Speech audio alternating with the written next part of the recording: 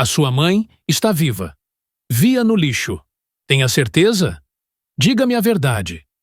O pobre rapaz gritou para o milionário. A sua mãe está viva. Vi-a no lixo. O que aconteceu depois mudaria o seu destino para sempre. Antes de começarmos a história, comente o local de onde nos está a assistir. Espero que goste desta história. Não se esqueça de subscrever o canal. Os holofotes banhavam o palco numa luz dourada, quase ofuscante, criando uma atmosfera de irrealidade que envolvia completamente a elite de Nova York, reunida naquele faustoso salão de baile. William Sterling, herdeiro de um vasto império imobiliário e figura central da filantropia moderna, terminava o seu discurso com a elegância ensaiada de um homem nascido sob o constante escrutínio público. Os copos de cristal tilintavam suavemente sobre as mesas cobertas com linho branco, acompanhando os aplausos educados e ritmados de executivos, políticos e jornalistas que admiravam a imagem perfeita de sucesso que William personificava. No entanto, essa perfeição imaculada, essa fachada cuidadosamente construída, estava prestes a ser quebrada por uma força caótica e totalmente inesperada, que alteraria irrevogavelmente o destino de todos os presentes naquele salão. De repente, um murmúrio invulgar começou a espalhar-se a partir da entrada principal, crescendo como uma onda que quebra a calma de um mar parado, alertando de imediato os seguranças que agarraram nervosamente os seus headsets. Um rapaz pequeno, cujas roupas eram trapos rasgados e cujo rosto estava enegrecido pela fuligem e sujidade das ruas frias de Manhattan, irrompeu pelo salão, esquivando-se habilmente dos braços estendidos dos agentes que tentavam pará-lo. A sua respiração era ofegante, o seu peito subia e descia violentamente. Os seus pés descalços e sujos batiam no chão de mármore polido com uma urgência que ecoava por todo o espaço, e os seus olhos arregalados procuravam freneticamente uma única figura no pódio. A multidão separou-se com uma mistura de horror, nojo e curiosidade, deixando um corredor livre que levava diretamente ao homem que, totalmente atordoado, parou a meio da frase e deixou cair o microfone. O rapaz parou em frente ao palco, ofegante, com o coração quase a saltar-lhe do peito, enquanto as equipas de segurança o cercavam, prontas para o remover à força daquele lugar que lhe era proibido. William levantou uma mão para deter os guardas. Sentiu uma estranha ligação, quase magnética, com o olhar urgente e verdadeiro do pequeno intruso, que o desafiava apesar do seu tamanho diminuto. "Mr. Sterling!" gritou o rapaz com uma voz que cortou o silêncio sepulcral do salão, ignorando as mãos que já o agarravam rudemente pelos ombros estreitos. "A sua mãe não morreu. Eu encontrei-a no lixo. Ela está viva e mandou-me para o buscar", clamou ele com uma força que não se esperava de um corpo tão magro. O silêncio que se seguiu àquela declaração foi absoluto, pesado como uma laje de betão que caía sobre a consciência de todos os presentes naquela gala de caridade.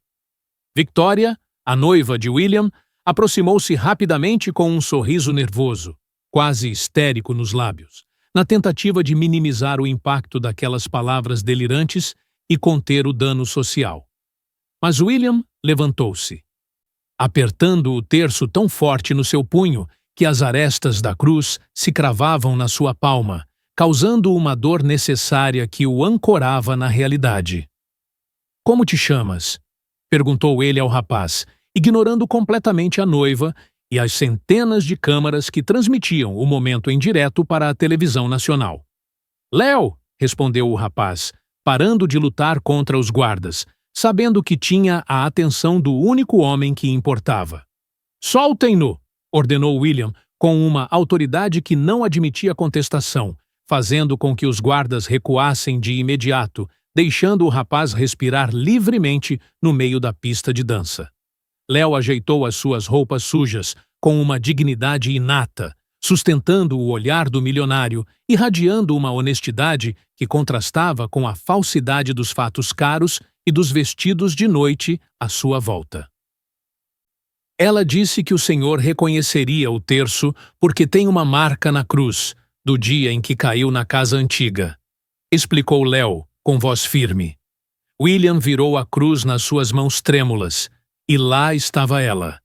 A pequena reentrância que só ele e a sua mãe conheciam, a prova irrefutável da verdade. O murmúrio das pessoas transformou-se num burburinho alto de especulação e mexericos, enquanto os jornalistas enviavam freneticamente a notícia do escândalo nos seus dispositivos móveis. Victoria sentiu a situação a escapar-lhe completamente. O seu rosto estava lívido, refletindo um terror que ia muito além da simples vergonha social do momento. William, isto é loucura!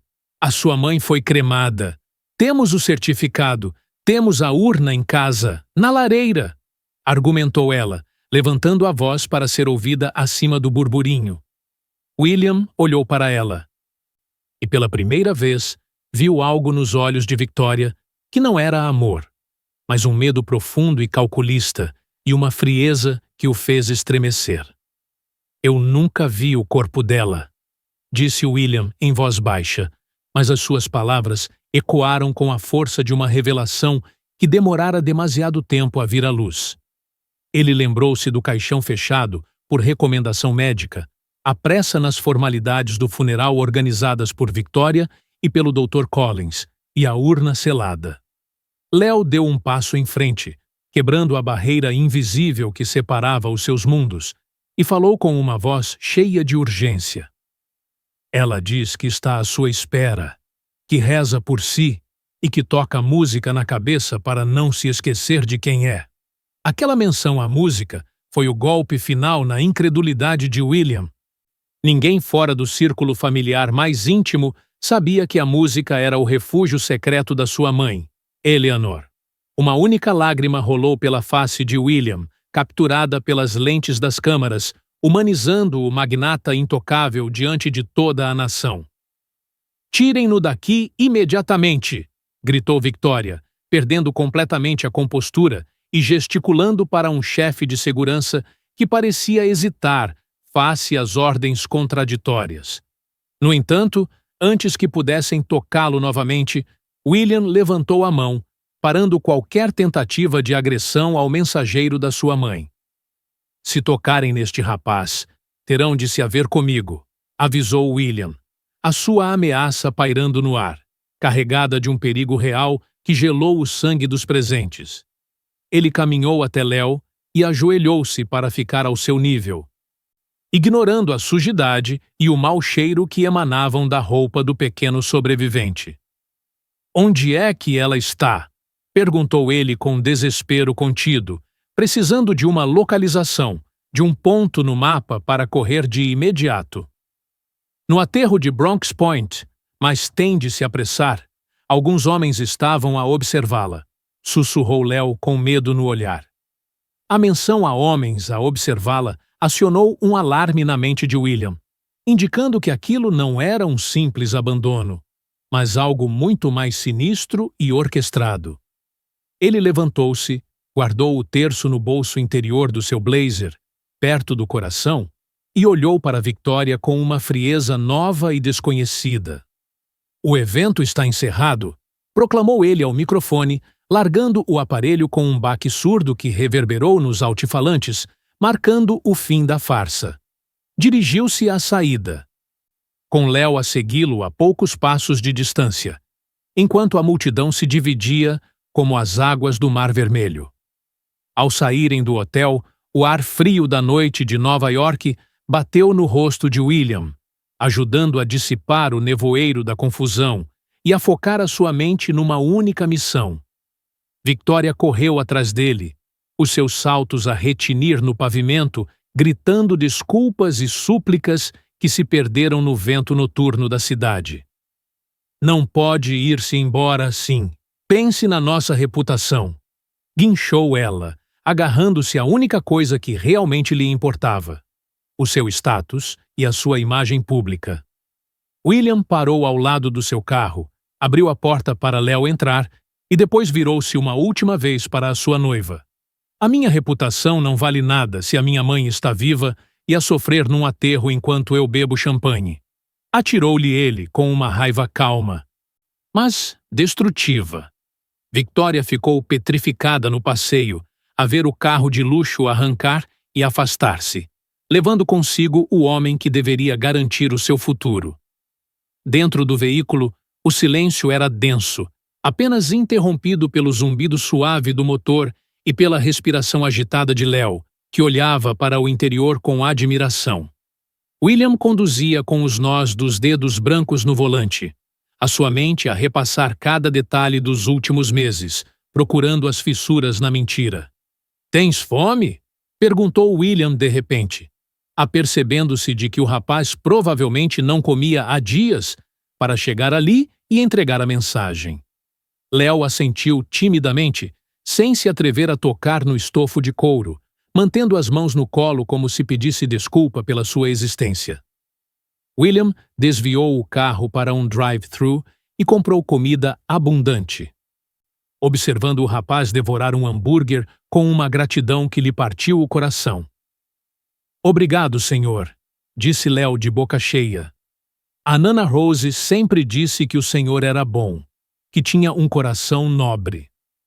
Aquelas palavras, Nana Rose, confirmavam definitivamente que o rapaz a conhecia intimamente, pois era assim que os empregados de confiança na propriedade da família chamavam a sua avó há muitos anos. William sentiu uma mistura de esperança e culpa cáustica. Tinha aceitado a morte da mãe demasiado depressa, confiando cegamente naqueles que o rodeavam. A noite estendia-se à sua frente, escura e cheia de incerteza. Mas pela primeira vez em muito tempo, William tinha um propósito claro e vital. Ele não voltaria para o seu penthouse para dormir. Naquela noite, a busca pela verdade começaria, não importando o que ou quem teria de destruir. A cidade passava velozmente pelas janelas, uma mancha desfocada de luzes neon e sombras que escondiam segredos em cada esquina, indiferente ao drama dos seus habitantes. William olhou para o terço que tinha tirado novamente, pendurando-o no espelho retrovisor, onde oscilava hipnoticamente com o movimento do carro. Aquele pequeno objeto de fé tornou-se agora a sua bússola, o farol que o guiaria através da tempestade de mentiras que tinha governado a sua vida. Com Léo como copiloto e guia, o milionário embrenhou-se na noite, pronto para desafiar a própria morte para recuperar o que lhe tinham roubado. A chegada ao penthouse foi silenciosa. William entrou com Léo, que olhava para o luxo desmedido do apartamento com olhos arregalados e assustados, sentindo-se totalmente deslocado. William indicou ao rapaz que podia descansar no grande sofá da sala, dando-lhe um cobertor macio de cachemira que parecia engolir o pequeno corpo do rapaz. Enquanto Léo adormecia de exaustão, William dirigiu-se ao seu escritório, um santuário de mogno e couro, onde guardava os documentos mais importantes. Tinha de rever o registro médico. Tinha de ver com os seus próprios olhos os papéis que assinara meses antes com os olhos fechados pela dor. Acendeu a luz da secretária e tirou o processo de Eleanor Sterling do arquivo, sentindo um peso físico no peito ao ler o nome da sua mãe no rótulo. Espalhou os documentos sobre a mesa maciça, certidões de óbito, relatórios da clínica, autorizações de cremação e faturas exorbitantes por serviços médicos. Tudo parecia estar em ordem, com selos oficiais e assinaturas legíveis. Uma burocracia da morte perfeitamente orquestrada para não levantar suspeitas num filho enlutado. Mas William olhava agora com os olhos da desconfiança, procurando qualquer incongruência, qualquer erro que denunciasse a mentira. Os seus olhos pararam numa autorização de transferência supostamente assinada por ele 2 dias antes da morte oficial da sua mãe, numa data em que ele estava em Londres a tratar de negócios. Eu não assinei isto, sussurrou ele para si mesmo, passando o dedo sobre a tinta que imitava a sua caligrafia com uma precisão assustadora, mas imperfeita.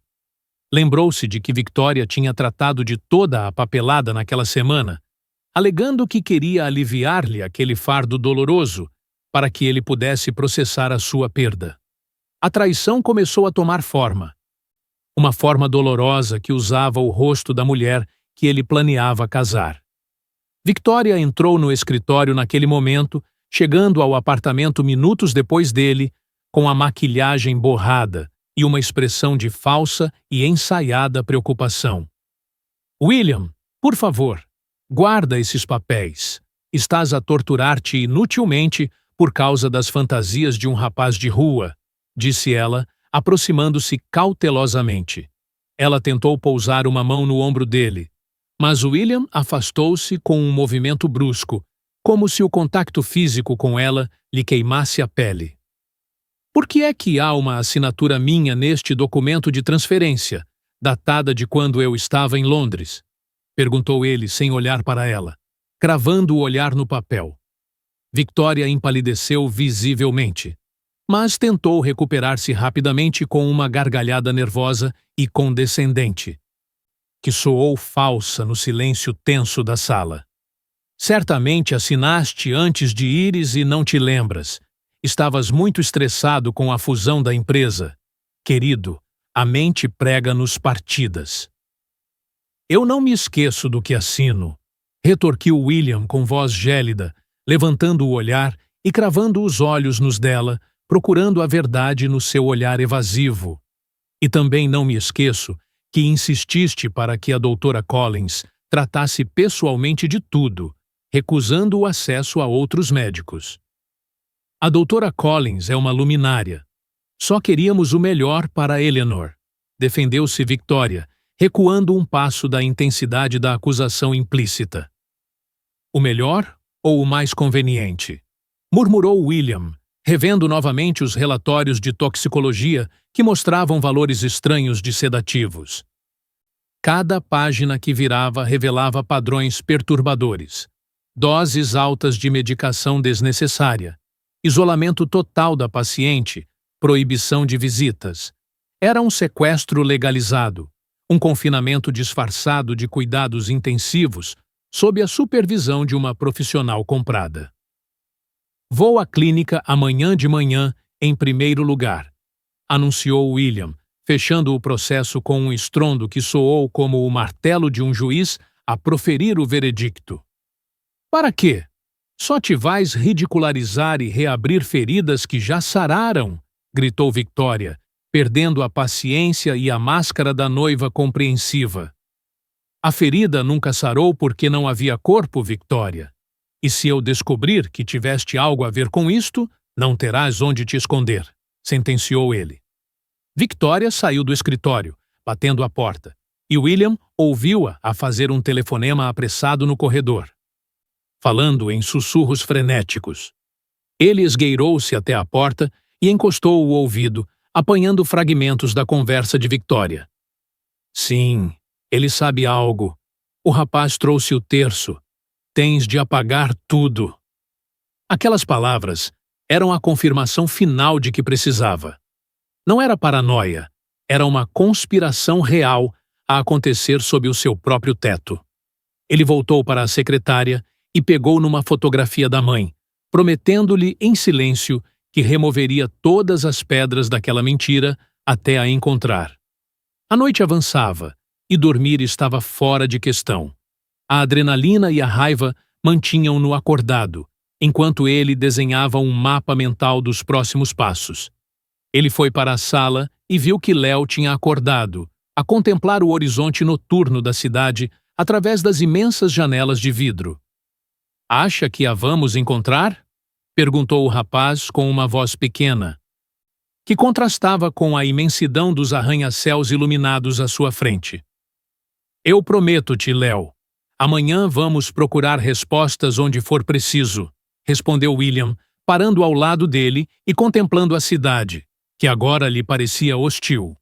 O rapaz tirou um desenho vincado a lápis, num papel sujo, do seu bolso, e entregou-o a William timidamente.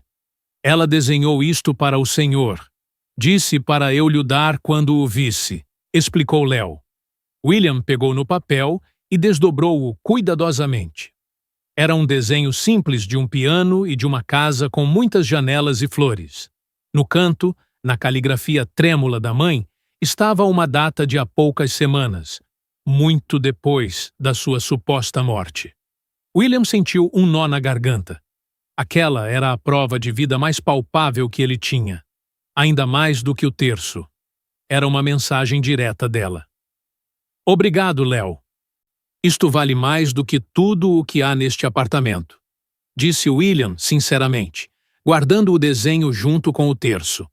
Na manhã seguinte, William levantou-se antes do nascer do sol, preparou um pequeno almoço rápido para os dois e vestiu roupas confortáveis, deixando para trás os fatos de designer. Ele não queria chamar a atenção, ele queria respostas. Deixou um bilhete para Victoria, a dizer para ela não o esperar. Uma mensagem fria e distante. Ao saírem do edifício, ele notou um carro preto com vidros fumados estacionado do outro lado da rua, um detalhe que noutra altura teria ignorado. O seu instinto disse-lhe que estavam a ser observados, que o inimigo já sabia que ele estava em movimento e que a caça tinha começado. Entraram no seu SUV e William apanhou um caminho indireto para a clínica. Mantendo constantemente os olhos nos espelhos retrovisores para se certificar de que não estavam a ser seguidos. Léo olhava para tudo com curiosidade, apontando para lugares que ele conhecia, da sua perspectiva de criança de rua, um mapa invisível da sobrevivência urbana. Ali dormem os que não têm cartão, disse ele, apontando para uma ponte, o que lembrou William da dura realidade que a sua mãe tinha partilhado naqueles meses. Cada comentário de Léo aumentava a determinação de William de tirar a sua mãe daquele inferno e de compensar cada segundo de sofrimento. Chegaram à clínica privada Sanctuary Health, um edifício moderno de vidro e aço que prometia saúde e bem-estar em troca de fortuna. William estacionou o carro e pediu a Léo que esperasse escondido no banco de trás, com as portas trancadas para o proteger de olhares. Se eu demorar, ou se vires algo estranho, buzina sem parar. Instruiu-o ele, dando-lhe um telemóvel pré-pago que comprara pelo caminho. William caminhou para a entrada principal, sentindo a raiva transformar-se numa frieza calculista, necessária para enfrentar os monstros de bata branca. A recepcionista cumprimentou-o com um sorriso ensaiado, que congelou quando viu a expressão séria e determinada do milionário, que não tinha hora marcada. Mr. Sterling, que surpresa! Vem ver a doutora Collins? Perguntou ela com um tom que denunciava nervosismo óbvio. Venho ver o processo completo da minha mãe, incluindo as gravações das câmaras de segurança dos seus últimos dias, exigiu William sem rodeios. A mulher engoliu em seco e começou a digitar rapidamente. Provavelmente enviando um alarme silencioso para a administração ou para a própria médica. Lamento, senhor, esses arquivos estão no servidor central e preciso de uma autorização da direção para aceder a eles. Mentiu ela miseravelmente. Eu não preciso de autorização para ver os dados da minha própria mãe. Chame a diretora imediatamente, ordenou William, batendo com a palma da mão no balcão. A comoção no hall atraiu os olhares de outros pacientes e do pessoal, criando o palco público de que William precisava para exercer pressão. Nesse momento, apareceu a doutora Amanda Collins, aproximando-se com passo firme e um sorriso que não chegava aos seus olhos frios e calculistas. William, meu querido, a que devemos esta honra? Victoria ligou-me a dizer que estavas um pouco perturbado, disse a médica, tentando assumir o controle da situação. Quero ver os registros verdadeiros, Amanda. Eu sei que os relatórios que me deram são falsificados, disparou William, observando a microexpressão de pânico no rosto da mulher. Vamos falar no meu escritório, por favor. Não vamos fazer um espetáculo aqui, sugeriu ela, conduzindo-o para um corredor lateral, longe dos olhares curiosos. William seguiu-a, sabendo que estava a ir para a Toca do Leão, mas confiante de que a verdade estava prestes a vir à luz. No escritório, a médica fechou a porta e a sua postura mudou drasticamente, deixando cair a máscara de amabilidade profissional. Não sei o que esse rapaz criminoso te meteu na cabeça, mas estás a cometer um erro grave ao duvidar de nós, ameaçou ela subtilmente. O erro foi acreditar que podia confiar em ti e na Victoria. Quanto é que ela te pagou ou o que é que ela te prometeu? Perguntou William, aproximando-se da secretária. A médica sentou-se, cruzando os braços, numa postura defensiva. A tua mãe estava muito doente, William. Fizemos o que pudemos. O resto são as tuas fantasias, despoletadas pelo luto. William viu uma pendrive ligada ao computador da médica. Uma luz piscava, indicando atividade recente. Com um movimento rápido, ele inclinou-se e arrancou o dispositivo antes que ela pudesse reagir ou pará-lo. O que estás a fazer? Isso é propriedade privada, gritou a doutora Collins, saltando da cadeira e tentando recuperar o dispositivo sem sucesso. Considera-o uma auditoria surpresa, disse William, enfiando a pendrive no bolso e recuando para a porta. Se as provas estiverem aí, vais apodrecer na prisão, avisou ele antes de sair. Ele correu pelo corredor, ignorando os gritos da médica a chamar a segurança, sabendo que tinha a chave do segredo no bolso. Ele saiu da clínica e entrou no SUV, onde Léo esperava com os olhos arregalados, assustado com a comoção. Vamos! Gritou William, ligando o motor e saindo do parque de estacionamento a alta velocidade, deixando os seguranças para trás. Enquanto se afastava dali, ele sabia que tinha declarado guerra aberta, mas também sabia que estava um passo mais perto de encontrar Eleanor. O regresso a um lugar seguro foi tenso. William olhava constantemente para os espelhos, com medo de que a segurança da clínica ou a polícia tentassem pará-lo. Ele decidiu não voltar para o penthouse. Era um lugar comprometido, onde Victoria tinha acesso e controlo. Em vez disso, conduziu para um pequeno apartamento que usava como escritório privado. Um lugar que muito poucos conheciam. Léo permaneceu em silêncio, sentindo a gravidade da situação, mas confiando cegamente no homem que conduzia com tanta determinação. Ao chegar, William ligou a pendrive roubada a um computador isolado, com medo de encriptação ou vírus, mas a arrogância da médica jogou a seu favor. Os arquivos estavam protegidos por palavras-passe simples, que William conseguiu decifrar após algumas tentativas lógicas relacionadas com datas. O que ele encontrou gelou-lhe o sangue. Pastas com nomes de pacientes, e na da sua mãe, uma subpasta intitulada Transporte Especial VM. As iniciais de Victoria, Victoria Masterson, o seu nome de solteira, confirmaram a sua cumplicidade direta na operação. Abriu os documentos e leu com horror os detalhes de um plano macabro. Eleanor tinha sido excessivamente sedada para simular um coma irreversível. Depois, era detalhada uma alta administrativa noturna pela porta dos fundos, enquanto oficialmente o seu óbito era declarado no quarto 402. Havia recibos de pagamento a uma empresa de transporte duvidosa e a um crematório secreto que tinha fornecido cinzas de origem desconhecida. A frieza com que a sua mãe era descrita como a encomenda fez o sangue de William ferver nas veias. "O que diz aí?" perguntou Léo, aproximando-se do ecrã luminoso, incapaz de entender os termos médicos e legais, mas captando a raiva de William. "Diz que a venderam, Léo. Levaram-na a dormir e entregaram-na a alguém para a fazer desaparecer", explicou William com a voz rouca, tentando não assustar o rapaz. Mas havia um ficheiro de vídeo, uma gravação de segurança que a médica guardara. Talvez como seguro de vida contra a Victoria. William carregou em play e viu a imagem granulada de uma maca a ser empurrada para fora de uma rampa de carga à meia-noite.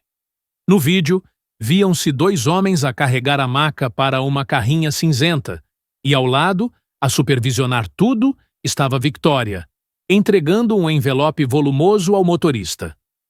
Eleanor moveu uma mão por baixo dos lençóis no vídeo, um movimento ligeiro, mas inconfundível, que provava que ela estava viva naquele momento.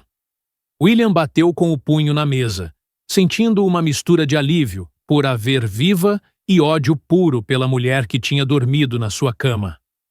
Ali está ele, apontou Léo para o ecrã.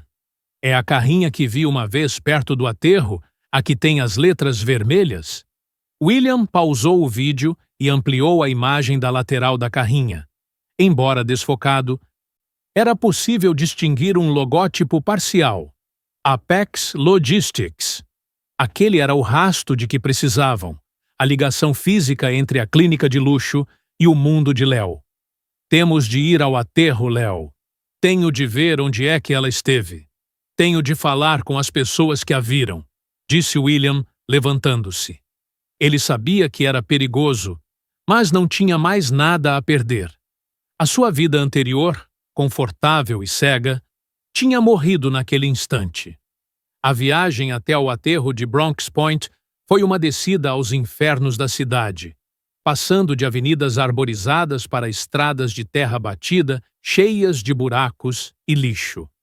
O cheiro à podridão infiltrava-se mesmo com os vidros fechados, uma lembrança brutal da realidade que a sua mãe tinha sido forçada a suportar.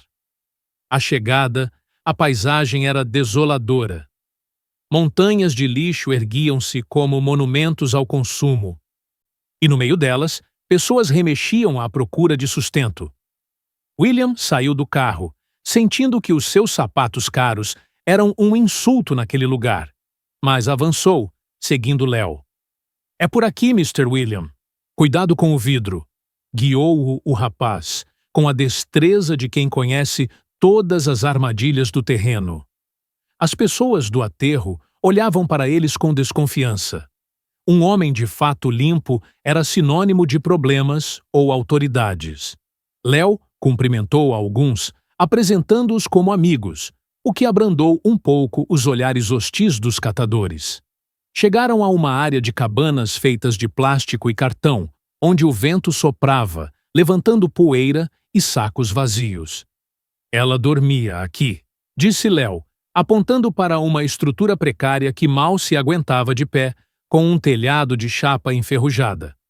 William entrou, tendo de se curvar, e viu o interior. Uma caixa de madeira como mesa, um colchão velho e úmido e um pequeno altar com flores de plástico. Partiu-lhe o coração imaginar a sua mãe, uma mulher culta e requintada, a viver naquelas condições desumanas, mas mantendo a sua dignidade. Na parede de cartão havia um desenho a carvão de uma clave de sol e de notas musicais, a assinatura indelével de Eleanor. Um idoso aproximou-se da entrada da cabana, apoiado numa bengala feita de um tubo de PVC, e olhou para William com curiosidade. — É o filho da Lady? Perguntou ele, com a voz rouca pelo fumo da queima de lixo. William assentiu, incapaz de falar, pois a emoção estrangulava-lhe a garganta. Ela falava muito de si. Dizia que o senhor vinha. Ninguém lhe acreditava.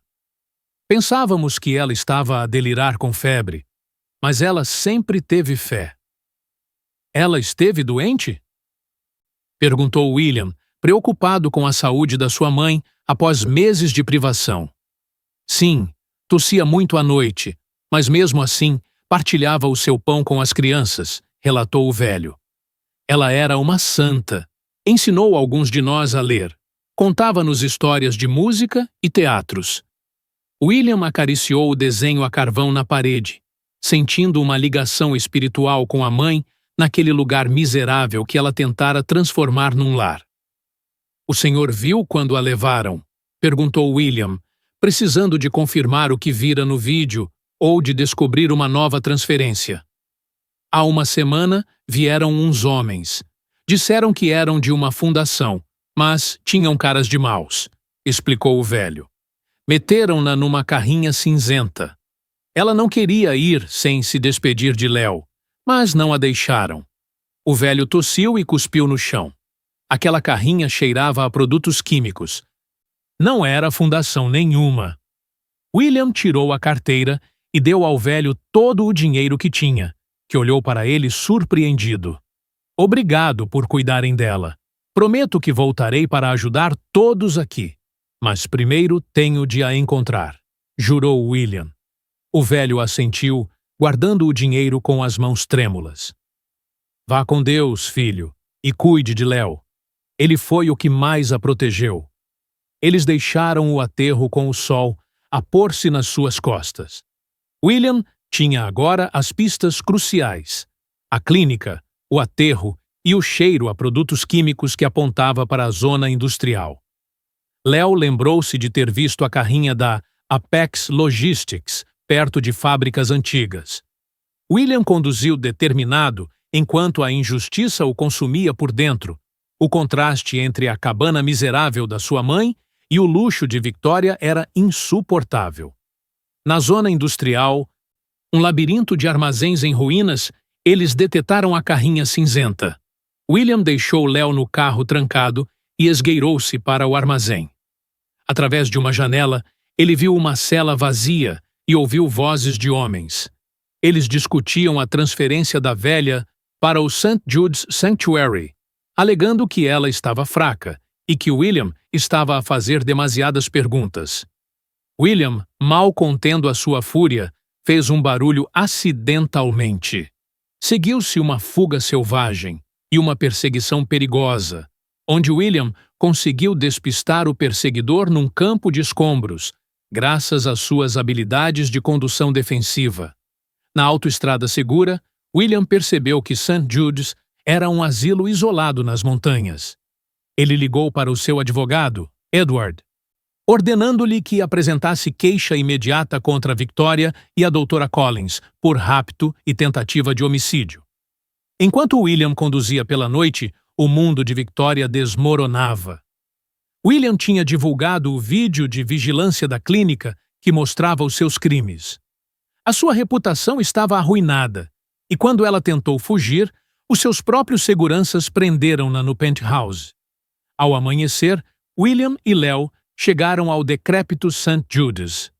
Treparam a vedação e seguiram uma melodia a zumbir até ao jardim selvagem. Lá, Eleanor estava sentada debaixo de uma árvore. O reencontro foi de partir o coração. Perdoa-me, mamã, chorou William. Um enfermeiro tentou intervir, mas William ameaçou-o com tal intensidade que o homem fugiu. William e Léo levaram Eleanor para um local seguro. No caminho de regresso, William revelou que Victoria tinha financiado o seu rapto com a fortuna dos Sterling. Eleanor, no entanto, exortou a calma. Eles vão pagar, mas com a lei, não com a tua alma. William não levou a mãe para o hospital, mas sim para a antiga propriedade da sua avó, um lugar cheio de memórias felizes. Depois de Eleanor estar instalada, William voltou para o penthouse. Encontrou uma Victoria histérica a alegar inocência. William mostrou-lhe friamente o terço, a prova que desmascarou as suas mentiras. A polícia prendeu-a. William tirou as últimas provas contra a doutora Collins do cofre e abandonou para sempre a vida de luxo vazia. Nos dias seguintes, a vida floresceu na casa antiga. William tinha contratado segurança privada. Eleanor recuperava através do amor do filho e da companhia de Léo. O jardim foi cuidado e o piano foi afinado. Eleanor começou a dar aulas de música a Léo, que mostrava um talento natural. William iniciou secretamente a adoção de Léo. Uma noite, Eleanor confessou que tinha quase perdido a esperança no aterro, até que o terço lhe deu força. Chegou o dia do julgamento. Victoria e a doutora Collins sentaram-se no banco dos réus. Eleanor testemunhou com dignidade, relatando a sua provação. quando a defesa tentou retratá-la como demente, Léo subiu à tribuna de testemunhas, atestando a sua lucidez. Finalmente, a doutora Collins desmoronou-se sob pressão, confessando tudo e incriminando Victoria fortemente como a cabecilha que queria garantir a herança. O veredicto foi claro. 30 anos para a médica, prisão perpétua para Victoria. A justiça foi feita. 6 meses depois, William transformou a antiga propriedade na Eleanor Sterling House of Music, uma fundação para crianças de rua. Ele tinha regressado à sua empresa, mas com o objetivo de usar a sua fortuna para o bem.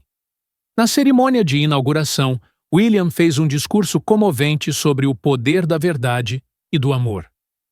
O ponto alto foi um concerto, onde Eleanor e Léo tocaram piano a 4 mãos. William observava-os orgulhoso. Ele segurava o terço na mão, agora um símbolo de vitória. Léo correu para ele após o concerto, gritando entusiasmado: "Viste, pai?", o que levou William às lágrimas. Ele abraçou o filho. Victoria cumpria pena na sua cela, mas William só sentia indiferença. Rodeado por música, família e amor, o milionário percebeu que só agora, depois de ter arriscado tudo o que era material, é que ele era verdadeiramente rico.